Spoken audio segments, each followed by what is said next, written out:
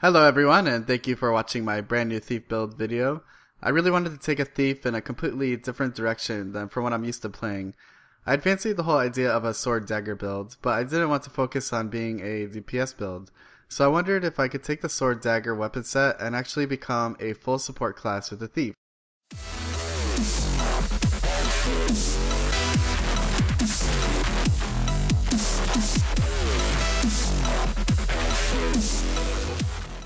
Okay, so let's talk about the purpose of this build and the overall goal that we're trying to achieve. Now, I'm going to say that I made this build with group fighting in mind, so sometimes it can be a very good 1v1 class or a 1v1 build, depending on which class and build you're fighting. But I did have this build with the mindset of this is what I'm going to be using in group fights of like say 5v5 or maybe a little less. Now, the two major aspects that we want to focus on with this build is disabling and support, just like it says in the title. Now, disabling comes through two different ways. The first way would be a massive amount of days, and we're not talking about like just a 2-second daze every 20 seconds. We're talking about a 3-second daze every 3 or 4 seconds. Theoretically, you could daze someone permanently. But of course, that's theoretically. It is a little more difficult because of how the daze works with the thief. The second way we will disable people is through a chill. Now, if we look at support is going to come through two different ways. The first way will be just the stripping of boons from people, and what this does is it makes it a lot easier for your group to spike somebody down. So, like I said, I had this in mind for a group fight. If you select a target that you want your group to focus on and you steal all of their boons, like say a guardian or an elementalist or even an engineer, you steal away a lot of their survivability. I mean, I play an elementalist a lot, and I would say if I didn't have all my boons, my survivability is very low. And you could tell when you're in a group fight with this build and you steal somebody's boons, you can just see, especially guardians, you can see how fast they actually melt down when you're stealing their protection and when you're stealing their regen.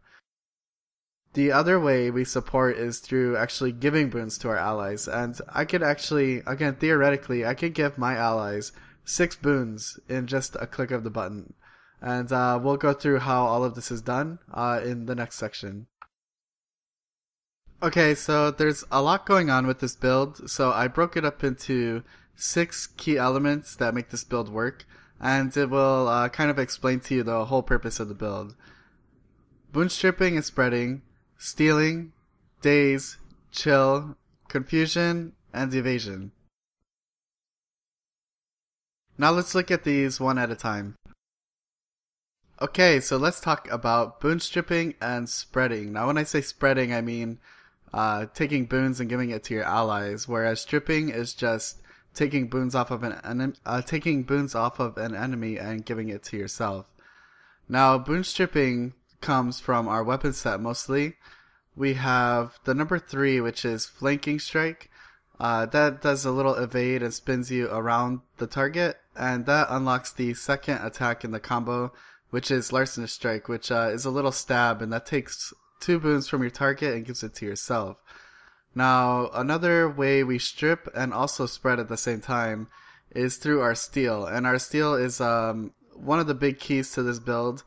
If we look at our traits, we have Bountiful Theft. Now, when we steal, we grant Vigor to ourselves and our allies. Alright, so that's 1 boon. And we steal 2 boons from the target and give it to our allies as well. So that's a total of 3 boons. And we also have Thrill of the Crime, which is when you steal, you give nearby allies Fury, Might, and Swiftness for 10 seconds. Those are 3 boons.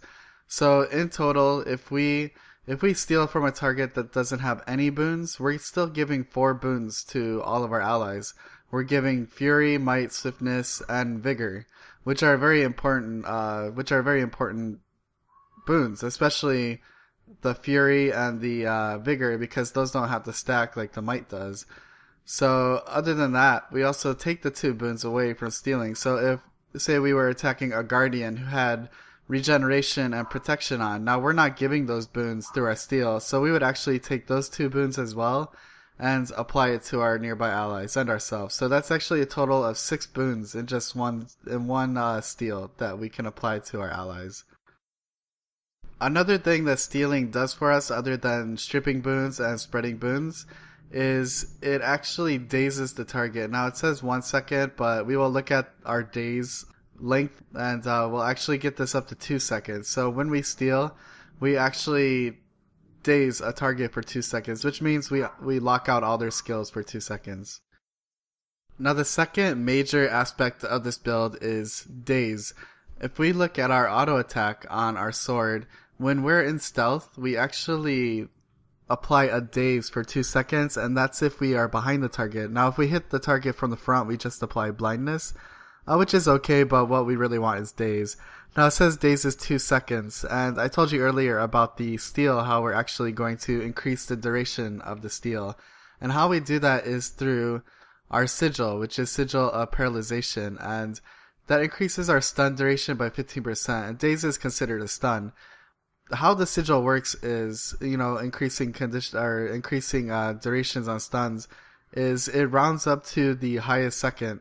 So if we start at a 2 second daze on our tactical strike, if we give it 15% more stun duration, that actually increases it by a full second, not just 0.15.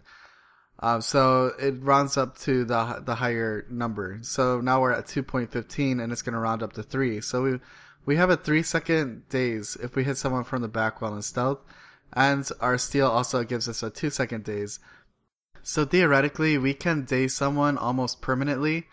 Now there are problems with this, just because hitting someone from behind, especially if they're not crippled or they don't have any movement slowing effects on them, it can be very difficult to hit someone consistently from behind while you're in stealth.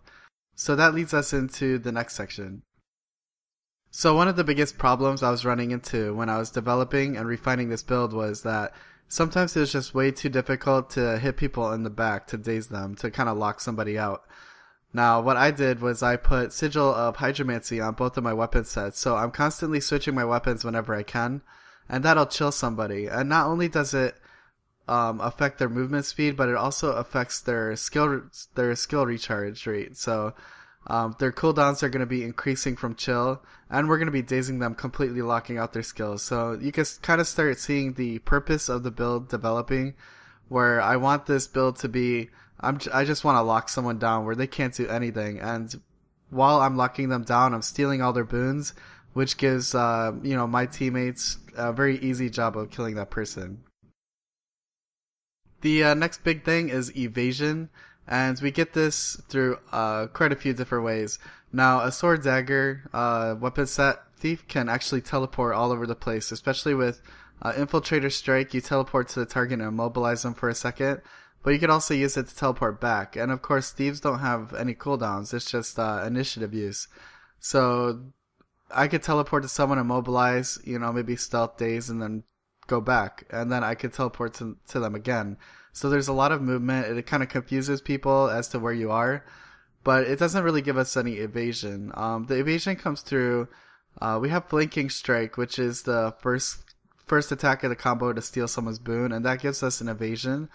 But I think the biggest evasion comes through all of the vigor we get. So when we steal, we get vigor for a long time, and not only when we steal, but when we heal. And I'm using the heal withdraw, which is a 15-second cooldown. So every time I heal, I get 10 seconds of vigor. So for every 15 seconds, I have 10 seconds of vigor. And then on top of the vigor I get from steal, I pretty much have a consistent uptime of vigor. And on top of that, I have Feline Grace, which is a minor trait in acrobatics, which gives me endurance back when I dodge. So I can dodge 4 times in a row instead of just 2. And applying vigor onto that will just give us even more. And dodging is one of the best damage avoidance kind of skills. Because if someone's going to hit you for 4,000 or 5,000 and you just dodge that, you're completely mitigating all of that damage. All of that damage is just gone. Now, the last thing I wanted to talk about was confusion, and this was actually the last thing I changed on the build. Now, I was running with chill duration runes, so I could get my chill up to about 5 or even 6 seconds on my chill, so I would be running with, instead of 3 seconds of chill every 9 seconds, I could get up to about 5 or even 6 seconds of chill every 9 seconds. what I did was I got the Runes of Perplexity, and what this does, it actually works really well with our build because this is what we are as an interruption build, where we're kind of a disabling build. And what it does is it gives us 10 seconds of confusion, and it actually gives us 5 stacks of confusion when we interrupt somebody. Now, interrupting in this game is pretty difficult, just because some skills are too fast for you to react to. But what it does is it just gives us a chance to apply that 5 seconds of confusion, especially if we're dazing so much. There's a pretty high chance that we're going to be interrupting somebody. So every time we interrupt somebody, we're applying that 5 stacks of confusion for 10 seconds, which is actually really, really big, especially for a build that can pretty much daze consistently. Okay, for a full look at my traits, I have Less Refuge, use Blinding Powder when your health reaches 25%. This could be a lifesaver a lot of the time. Shadow's Embrace, remove 1 condition every 3 seconds while in stealth, also a very good one. Meld with Shadow, stealth skills last 1 second longer. And Infusion of Shadow, gain 2 initiative when using a skill that stealths you. In Acrobatics, we have Expeditious Dodger, gain 2 seconds of swiftness on evade. Vigorous Recovery, gain vigor when using a healing skill, which is a really important one. Feline Grace, dodging returns some of the endurance used. And Quick Recovery, gain 2 initiative every 10 seconds. In Trickery, we have Kleptomaniac, stealing gives you 3 initiative. Thrill of the Crime, when you steal, you and all nearby allies gain Fury, Might, and Swiftness for 10 seconds. Preparedness, increases maximum initiative by 3. Bountiful Theft, stealing grants you and all nearby allies vigor for 15 seconds. Up to 2 boons are also ripped from your target and granted to nearby allies. Lead attacks, increases damage by 1% per initiative. And Sleight of Hand, stealing also dazes your target for 1 second, and it reduces the steal recharge rate by 20%. Okay, so let's look at the stat choices I chose. Now, my stats should be a little bit higher because I just picked up some cheap yellow accessories. So they should be a little bit higher, and also I'm using pants that aren't the stat selection that I wanted. Now, I'm using soldiers, so I'm going high power with the toughness. So my vitality should be in the 1700s, and my power should be a bit higher as well.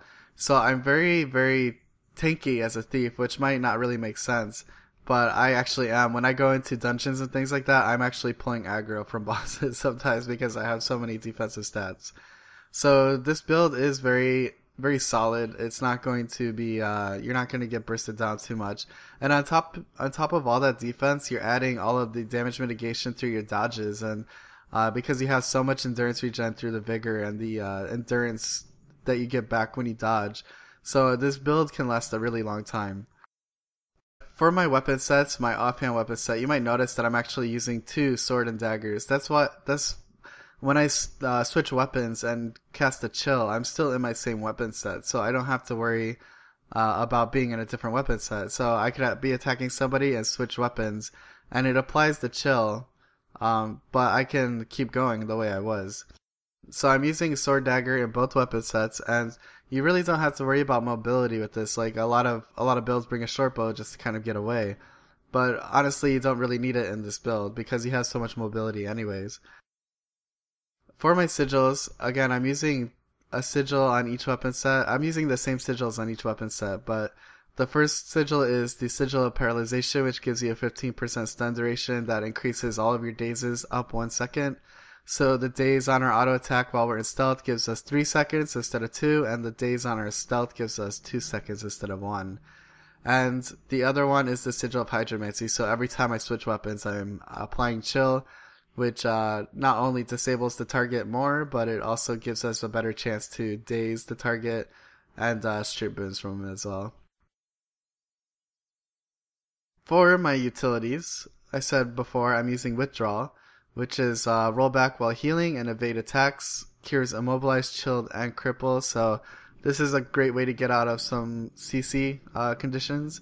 And the main reason I'm bringing this is it's a 15-second cooldown, and like I said before, whenever I use a healing skill, I get vigor for 10 seconds. So that's 10 seconds out of every 15 that I have vigor up, and I'll have vigor up through other ways as well, like stealing. So pretty much I have 100% uptime of vigor. I'm also using Shadow Step. This helps me with mobility around the map. And it's also cures 3 conditions when you return. So I'll actually, if I'm getting like bombarded by an engineer or a necro who's going to throw like 6 or 7 conditions on me, I'll make sure I use this right away. And another great thing about condition removal with this build is the Infiltrator Strike. Whenever you Shadow Step to a target and then you Shadow Step back, you're also removing a condition. So you can almost spam this while you're trying to get conditions off of you. The second utility I'm using is Signet of Shadows, which grants increased movement speed, which really helps trying to get around people, and just your mobility throughout the battlefield. And the third one, I'm bringing Shadow's Refuge. I was toying around with replacing Shadow's Refuge for other things, but for me, I love Shadow's Refuge because it helps in group fights so much. When somebody goes down, you can throw Shadow's Refuge on them. When you just have to escape, there's no other option. I mean, Shadow's Refuge is just, it's really good for almost any situation in the game.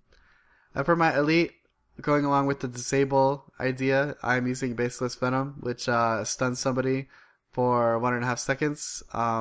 Which actually, I'm not sure if that increases or not. I'll actually look at that later and then let you know. But if it does increase, that could be 2 seconds with the stun duration. But that's just, it goes along with the whole disable idea of this build. Alright guys, this has been Burden from Attic Gaming, and thank you for watching this video on my Disable Thief that I've been playing with. If you liked the video, please subscribe, and if you have any questions or comments about the build, make sure you put them down below, and I will try to get back to you. Thanks for watching.